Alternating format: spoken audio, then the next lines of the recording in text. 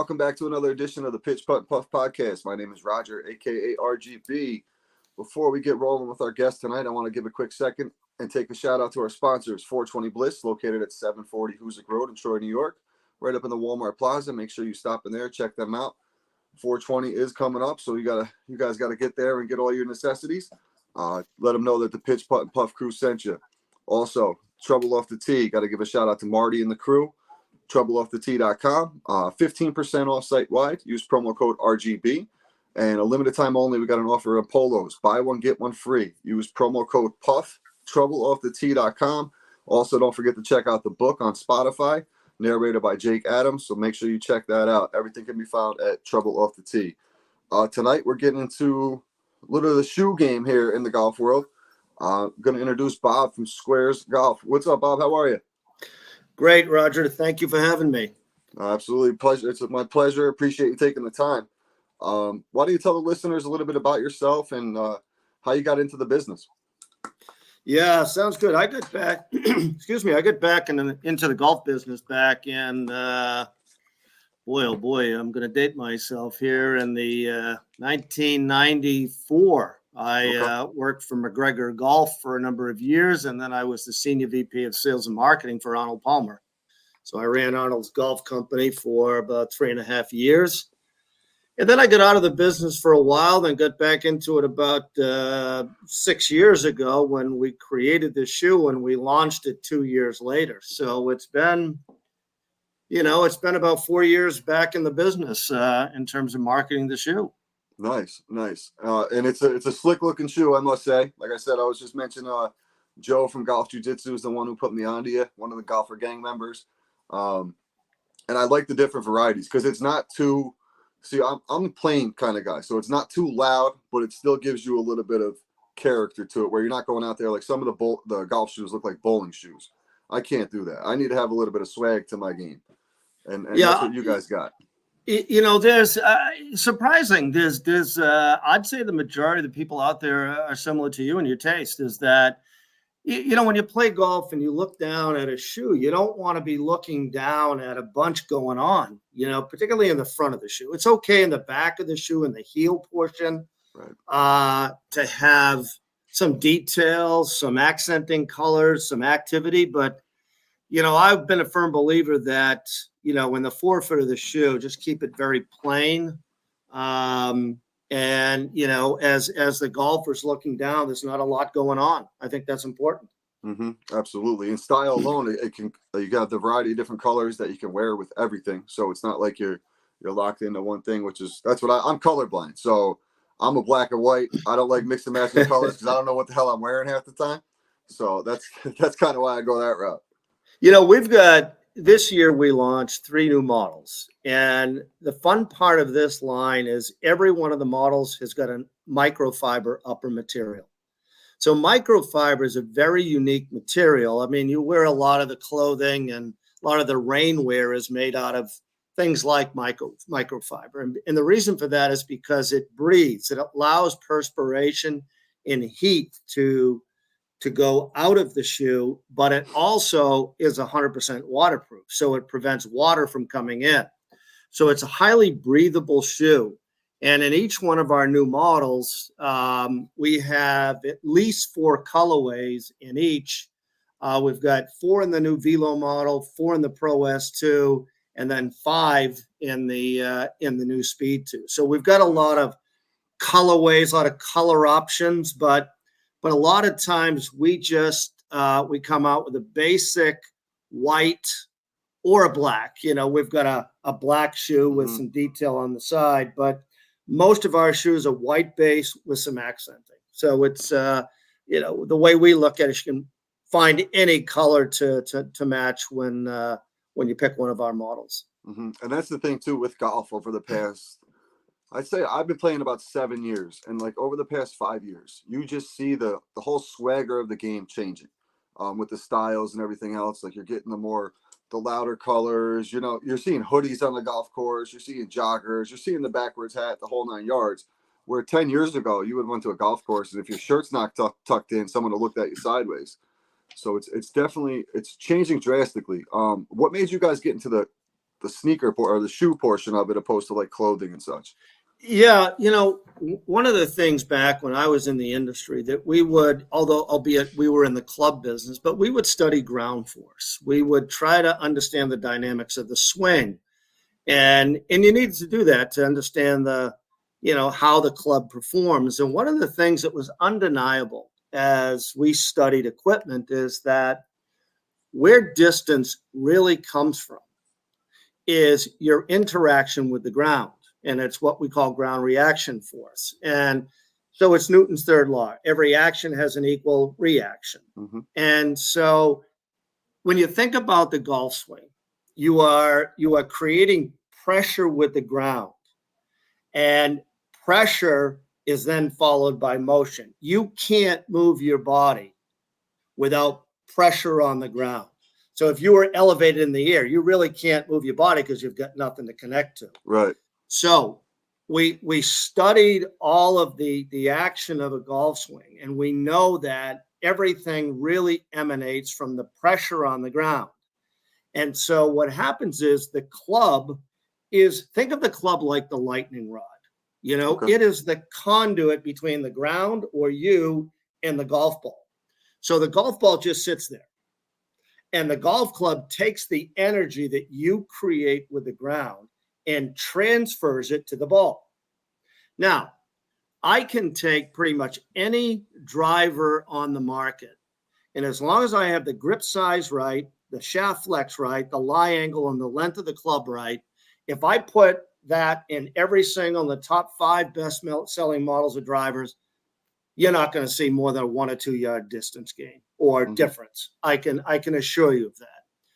But I can put different shoes on you, and I can show you how it affects balance, stability, and ultimately distance and accuracy. So think of it this way.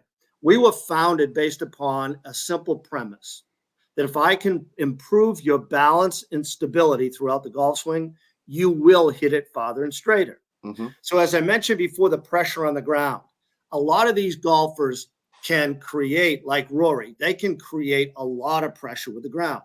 Now, as you watch them swing, like Rory and Tiger and Justin Thomas, as they're coming down, it looks like they're sitting into the ground. It looks like they're sitting down. Mm-hmm. What they're doing is they're forcing pressure into the ground. And think of that like jumping on a trampoline. Yep. If you're jumping on a trampoline, if you want to go higher, what do? You extend your legs as hard as you can and you go higher. Same thing in a golf swing. A golf swing's kind of like snapping somebody with a towel. Mm-hmm. All right. So you get the pressure back to your trail and hopefully the inside of your trail heel. Get it all the way back. Before it gets there, you want to come back. And so you're braking twice. You brake on your trail, you brake on your lead. And that's why your hands are going 17 miles an hour and the club is doing, say, 100 miles an hour. Right. Because you're braking, you're creating counter resistance and you're transferring weight. But really, when people say transferring weight, it's really pressure. You're creating pressure with the ground, you're transferring your trail to your lead. So after all of this, when you think about that, you say to yourself, damn, that the golf shoe is a little more important than people think it is. That's what I'm saying to myself right now. I never actually thought of it like that. I'm literally sitting here going, damn, that's crazy. I never thought of it like that. Yeah, go ahead. Sorry to interrupt. So that was my exact reaction.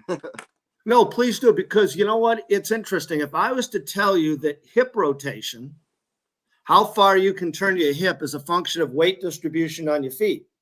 All right.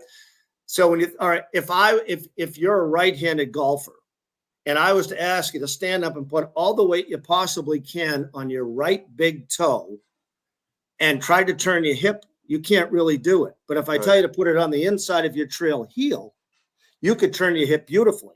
So what does that tell? That tells you that weight distribution, front, back, left, right, is very important. Mm-hmm. So now the shoe comes into play. And what we've seen in the last 10 years, I believe, is an injustice to the game of golf, which is these lightweight sneaker-like shoes that I tell people, if you can hold a shoe by the heel and the toe and twist it, get rid of it, throw it away. It cannot facilitate the movement of the golf swing. And there'll be too much inefficiencies. The upper material, your foot will be moving in the shoe. So basically, what we tell people is the first thing is to make sure you can't twist it. That's number one. Number two is look for a shoe with structure. And unfortunately, in a golf shoe, structure and weight oppose each other. So, of course, with these lightweight sneaker-like flexible spikeless shoes, they're going to be very light. But you take like a Tour 360, a Pro SL, a Sqairz, a G4 Gallivanter, they're all going to have much more weight to them. And the reason for that is structure and that you can't really twist them. Now, interestingly enough, when I saw these lightweight sneaker-like shoes with no spikes on them, the first thing I said is, first and foremost, you need the connection to the ground. So you need a shoe with spikes on them. Now, 82% of all tour players wear a removable cleat. That is a shoe with a cleat. Yep. Now, all the majors last year were won by somebody wearing a removable cleat. Okay. Now, these spikeless golf shoes just cannot facilitate the golf swing, plus all the lies, the different types of terrain and the weather conditions that a spike shoe can do. So when we built out Sqairz, the key to our shoe is simply that if your toes can sit naturally in the shoe, instead of angling them to the center of the shoe, which every other golf shoe does, is that I can improve your balance and stability by allowing your toes to sit naturally. Now, this isn't a wide shoe.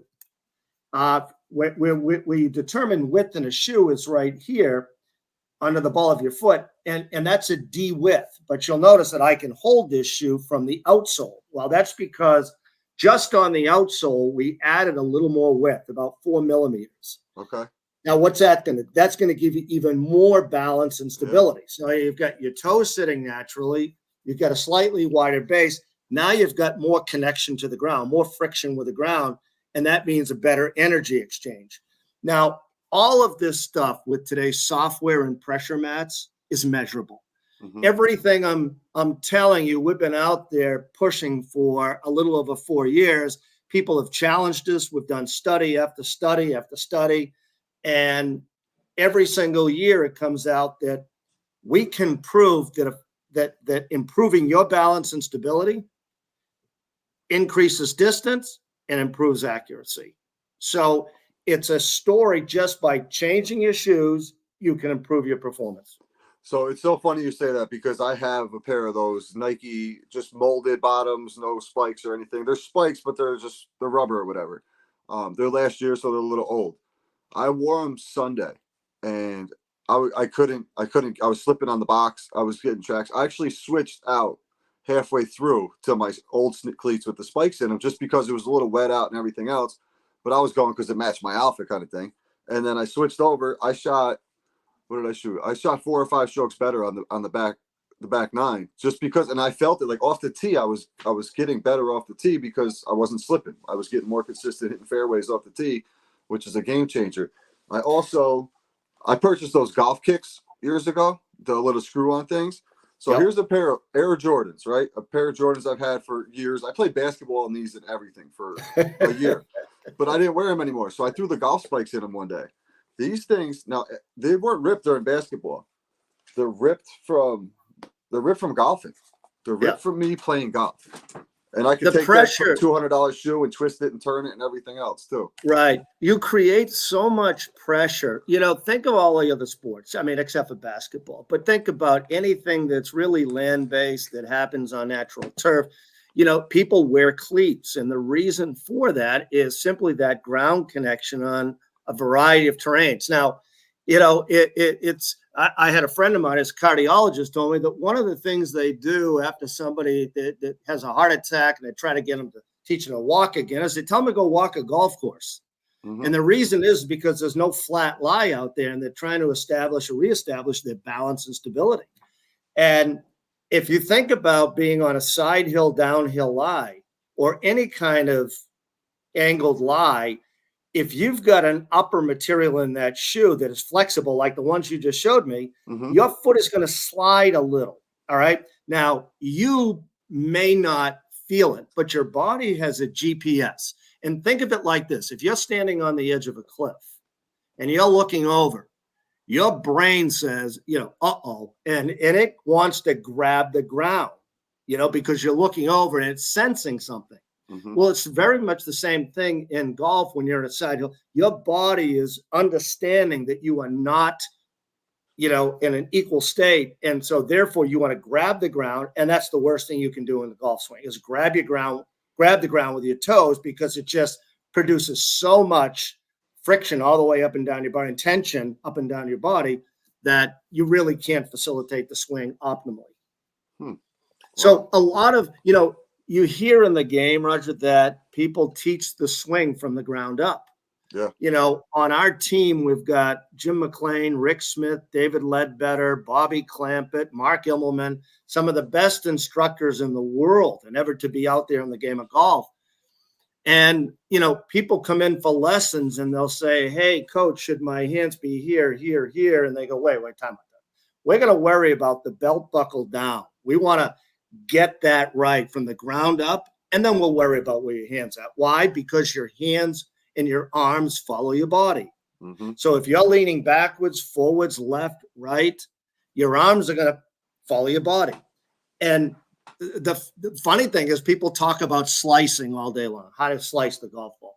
Slicing is a function of weight distribution on your feet. It could be too much on your toes, your heels, the outside, the inside, because if your weight is over here, that club face is going to be open. When you slice it, the club face is open. Well, how does it get open? It gets open from weight distribution and where your weight is, so that therefore where your body is, because your arms follow your body. Yeah. And, I see these companies out there trying to sell people on these drivers that fix slice. I sit there and I say, that's like, to fix a rattle in your car, you just turn the radio up. It's like, it's the dumbest thing I've ever heard, because with good instruction, you can fix the slice. So again, what I'm trying to impress upon anybody that's listening here is that weight distribution in the golf swing, balance and stability is where everything emanates from. Mm-hmm. It's crazy too. Like when I'm sitting here just listening to you, thinking about it, like even the force, like with the wider base on the shoe, you're going to have a little bit more push off of that back foot to really get into it. If you're not level, you got a little bit more support for the balance. That comes in so huge. You're leaned up against a bunker or something. You have that little bit, what a quarter of inch or whatever it is for support. That's a huge difference as opposed to wearing some broken down Jordans. 100%. I mean, it's a fact. It's not, footwear makers in golf over the years have been trying really to widen the base under the ball of your foot, because we know that will inherently give you better balance and stability. But if I had a rounded toe shoe, it would look like a clown shoe, mm-hmm. And so FootJoy did a good job years ago with the Pro SL, where they had these little pods that kind of hung over the side of the shoe a little, and that gave you a little more width in this area. But other than that, all these shoes are tapered very narrowly. And again, it's all about balance and stability and breaking. Right. Like I said, that snapping of the towel, you need the width under the balls of your foot in order to effectuate that breaking. Because one of the things that people have studied time and time again is the difference between a tour player and an amateur player. And the single greatest difference is what they call postural control. And that's just a fancy word for the word stability. And stability mm-hmm. means controlling your body consistently throughout a motion. So what happens with a tour player is they can create that pressure. And then you ask the question, well, how much of that pressure do you use and how much do they use? Well, they use most of it, 90-something plus percent, where we're only using 70 or 60. Why? Because our body is moving. We're not controlling our body. And, we've all got a taste of good golf. We went out and hit that one shot that we were Tiger Woods or Rory McIlroy a couple times around. We chase more of them each time we play. We just want to get more of those. We have no vision that we're going to go out and break the club record, but, we just want more good shots. Right. And that's consistency. And consistency begins with controlling your body. So again, it all goes back to the ground and your interaction with the ground. That's so interesting. That's the way I've never thought about. I've only been playing for 7 years. I'm literally sitting here going, wow, this is a whole totally different way of thinking about just what the basics of a shoe can do for your golf game. It's crazy. It's really crazy. And it's the same way in any kind of land-based sport is you need balance with a baseball. I mean, we launched a baseball shoe. We launched a baseball shoe about a year and a half ago. And there was a recent medical clinical study done on our shoe. And 60% of the players that they tested, just by changing their shoe from what they were wearing to Sqairz, they had a 2 mile an hour or more increase in exit velocity. And that's for every 1 mile an hour, it's 10 feet of distance. Mm-hmm. So somebody picking up 2 miles is picking up 20 something feet of distance. Yeah. Now, how many times does somebody hit a home run and go, geez, what bat is he? What bat is he swinging? Yeah, right. You know, yeah. Nobody does. You know, it's like, you know, it's because this guy has got the power. It's not the club. It's not the ball. It's you and your energy exchange with the ground. Wow, that's so crazy. That's literally, I'm sitting here while you're talking. I'm like shocked because it's a simple thing too. Like when you're talking about it, it's so simple, but it's just something like you said. I'm worried about what driver can I upgrade or what putter can I upgrade. I'm more of a guy who looks at the shoes from being a basketball player. Always had the Jordans and everything else. What's going to look best when I'm on the course? But now it's to the point where I do use those molded cleats, and they suck. I'll be the first one to tell you they suck. So I went back to my old spikes. I just bought some spikes, changed them out, just for more traction on the tee box, especially with it being wet. I'm in New York, so it's been raining up here and snowing for the past month now. Spring's supposed to be coming. You know, we're the same way here. I'm in New Hampshire, and you know, think about this. Would you rather? You know, we've all played those courses that were soggy and you stepped down and water was coming up on your feet. It was all mushy. Would you rather hit from that type of area or a flat, dry area? Right. All right. And of course, we all want to hit with a flat, dry area. Now, but the difference between a spike shoe and a spikeless shoe is just that, or a flexible shoe. If you want that squishy, mushy area where you're trying to control and you're trying to control your body there, would you rather have that? Would you have just be on a flat, nice tee box with a good pair of structured shoes? You'd rather have that. So, you know, I tell people all the time, the shoe really is the most important piece of equipment. Then I have somebody chime in and go, well, you can't play without a ball and a club. Yes, of course, I understand that. Right, but right. Once you get beyond that, then, you know, the shoe is very important. And you said the newest release was the Speed 2? Is that what you called it? Yeah, we have 3 new models. This is what we call the Speed 2. And again, 100% microfiber upper, but this is pretty cool. It's got a carbon film right here, and every shoe of ours has this heel stabilizer, and it runs externally from the heel down into the arch, gives you arch support, but that's what gives this the structure. Right. So you can't twist it, so there's no rollover, and it gives you a lot of good support. And then we have something very unique on our shoes. We have on our laces, we have printed silicone. So when you pull this through the eyelet, you just have to tie this shoe once throughout the round. Never have to tie it again. You pull it through, these little silicone nubs on the top of the lace come through. They hear it click through, and then they stay put. So it's something where this is our new Speed 2, kind of a fun, younger type of brand. Yeah. This is what we call our Velo, and this is the first ever shoe for speed rated. So anybody that swings beyond 95 miles an hour needs a lot more structure on the lateral side, because a lot of the energy loss in the shoe is on the lateral side. So instead of the energy going out the side of the shoe, because you're putting a lot of pressure there, we put a proprietary film here, and it directionalizes the energy up. So that way you optimize. And then the last model is what we call this is what we call the Pro S2. And this is just your very clean, classy country club looking shoe. Not a lot going on it except for on the heel. But when you look down, you know, you're looking down at something very clean, very cool. It's got a grain leather texture to it. Okay. So it's a good looking shoe. So we've got 3 models this year, and it's a total of about 13, 12 different colors. Nice. So that's really the thing I like about it so much is just the standard colors, nothing blues and oranges and greens and purples all mixed together and stuff. That's just too much, especially like you said, looking down at a putt. You want to focus on the ball. You don't want to be distracted by the fancy colors and everything else, you know, especially some of the guys I play with ADD, they'll get distracted real quick. Yeah, I know those kind of, I play with those kind of guys too. So yeah. And again, it's just something that's, look, when you're looking down at a putt, the other thing you really want to be focused on is, you know, that ball, and you don't want anything distracting you. That's awesome. That's awesome. I definitely want to check these out. So I'll be checking out your website probably as soon as we get off here this evening for sure. So you're a golfer, I'm assuming. So I always like to wrap this up with a couple of golf questions. Did you watch the Masters this past weekend before I get into the questions? I did. I enjoyed it. I was actually there on Tuesday and Wednesday, and nice.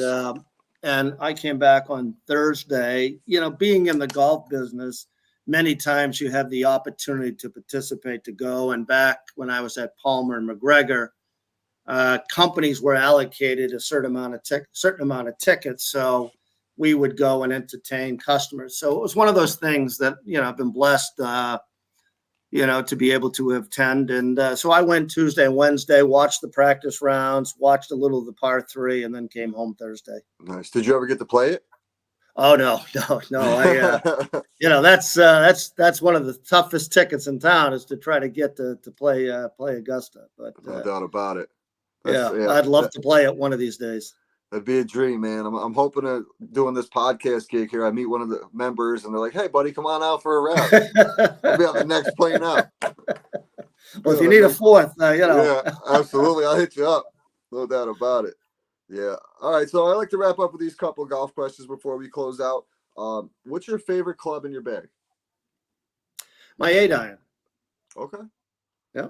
Nice. You're the first person to say an 8-iron. I usually get the 7, driver, putter. You're the first one to come out with the 8.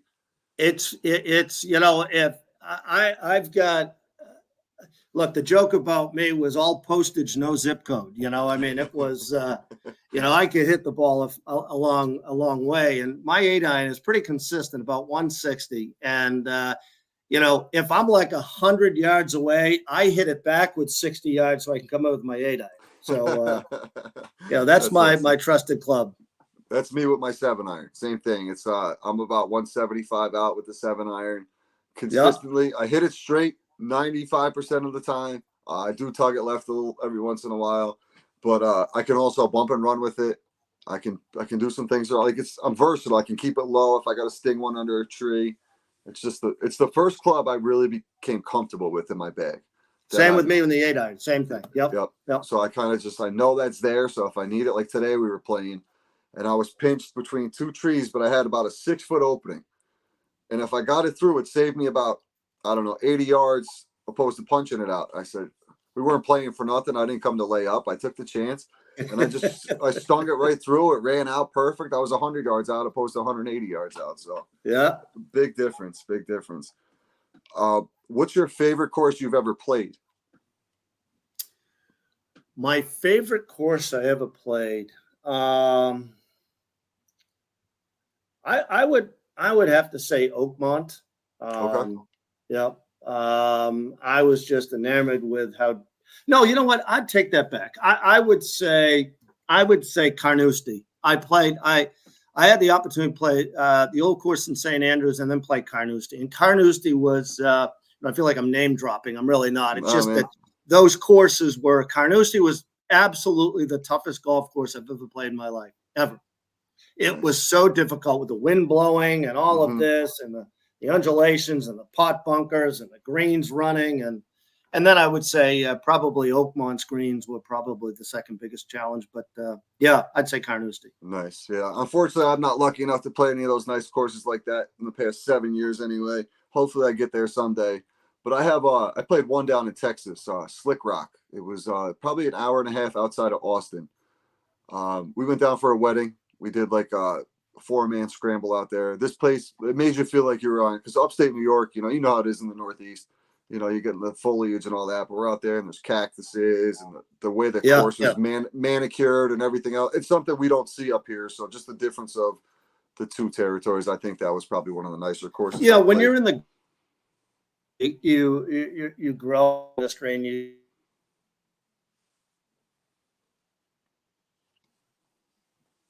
Yeah, so just the Texas course with the ups being in the Northeast, not much of the cactus and the palm trees and all that. We're just looking at most of the times leaves falling, branches on the ground, snow, ice.